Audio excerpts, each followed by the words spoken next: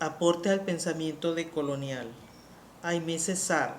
A través de Guido Fernández 2020 nos encontramos con Césaire, quien había introducido el revolucionario concepto de negritud en los 60, cuando ser negro para los propios negros no era visto como algo bueno. No obstante, él lo presenta como algo positivo y dice que el color de la piel es algo de lo que las personas tienen que estar orgullosas.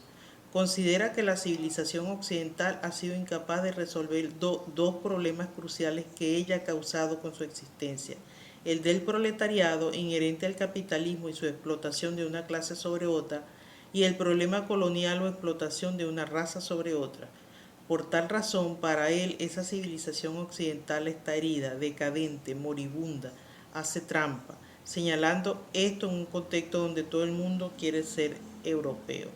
Enfatiza Césaire que esa Europa puesta ante el tribunal de la razón y ante el tribunal de la conciencia no puede justificarse, es indefendible espiritual y moralmente, agrega, y se agrava la situación debido a que no solo son los europeos quienes discriminan, sino que lo hacen millones de hombres que desde los fundamentos de la esclavitud se erigen como jueces. De otra parte, y refiriéndose a la aparición del nazismo, propone que hay que estudiar cómo la colonización trabaja para descivilizar al colonizador, para literalmente embrutecerlo, estudiar cómo en Europa se transformó en bárbara y salvaje durante el proceso de colonización, a pesar de que se presentaba como la cultura del humanismo, de la razón, como el espíritu que había logrado los más altos estándares de humanidad.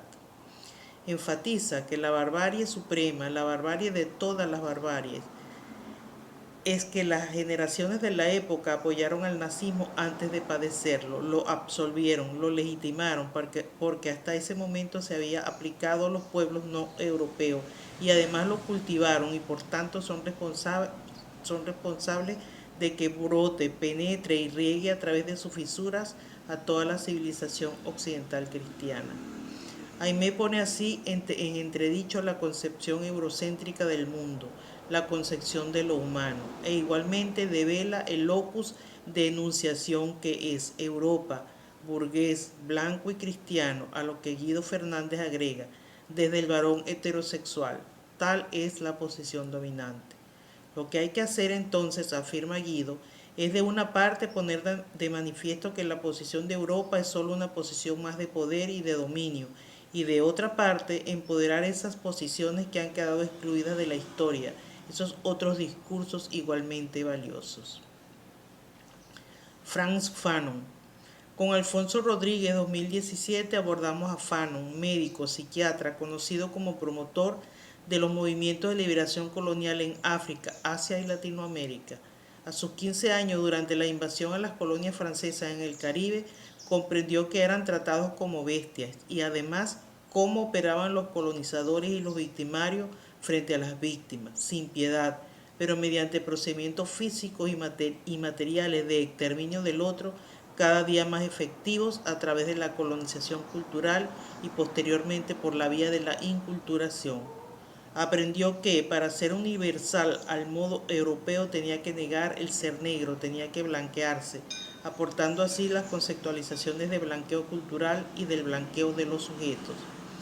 Aprendió también que el blanqueamiento tiene lugar en los ejércitos, pudiéndose constatar este proceso en otros ejes como la corporalidad, la postura corporal, la forma de vestir, los artículos que se adquieren, lo que se come, etc., como lo dice Alfonso Rodríguez en el 2017. También se percata cuando escribe un ensayo sobre la alienación de los negros que el blanqueamiento y el narcisismo eurocentrista invitan a disociar la razón de la emoción.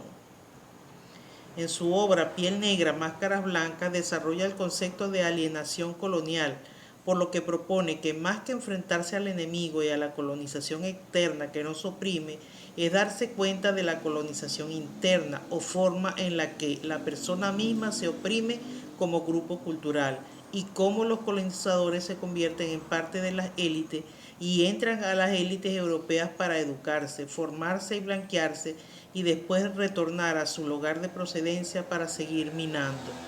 Es así que Fanon afirma que no solamente hay una explotación material en la colonización, sino que esto se acompaña de la interiorización del imaginario y la imagen del colonizado.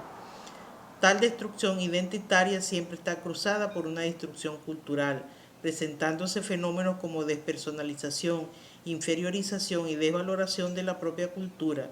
Y esta alienación, además de afectar la economía, también afecta los aspectos subjetivos, produciéndose un fenómeno de autoexclusión del ser humano que quiere ser humano.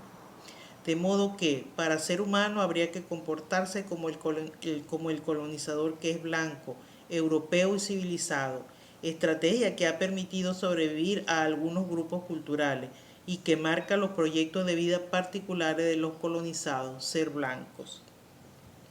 Insiste en que la liberación se alcanzaría en la medida que las personas sean más conscientes de su propio pensamiento, que no necesariamente es el pensamiento aborigen, sino aquel pensamiento que las caracteriza en el aquí y ahora y que además implicaría la liberación en el sentido cultural.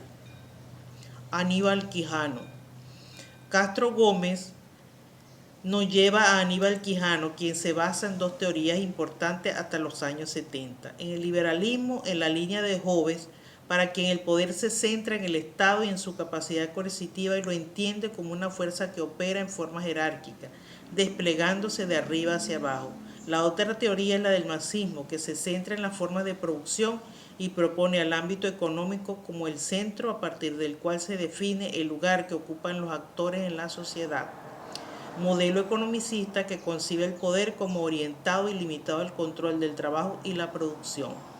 Castro Gómez dice que Quijano muestra que ninguna de las dos definiciones anteriores explica la complejidad del poder, puesto que no se reduce a la esfera de lo económico ni a la del Estado, sino que comparte una variante derivada del funcionalismo y del estructuralismo expresada en la teoría de sistemas de tal comparso, según la cual la sociedad se ordena en torno a un conjunto de patrones históricamente invariables. En este sentido, elabora un modelo más abarcante que además involucra la dimensión histórica concreta de la experiencia y concibe el poder como la lucha por el control de 5 ámbitos. 1. El trabajo y sus productos. 2. La naturaleza y sus recursos de producción. 3. El sexo y sus productos y la reproducción de la especie. 4. La subjetividad y sus productos materiales intersubjetivos, incluyendo el conocimiento. Y 5. La autoridad y sus instrumentos de coerción para garantizar la reproducción del patrón establecido de relaciones sociales y regular sus cambios. De modo que considera el poder como un espacio y una malla de relaciones sociales de explotación, dominación y conflicto, articuladas básicamente en función y en torno de las disputas por el control de los 5 ámbitos de existencia social indicados.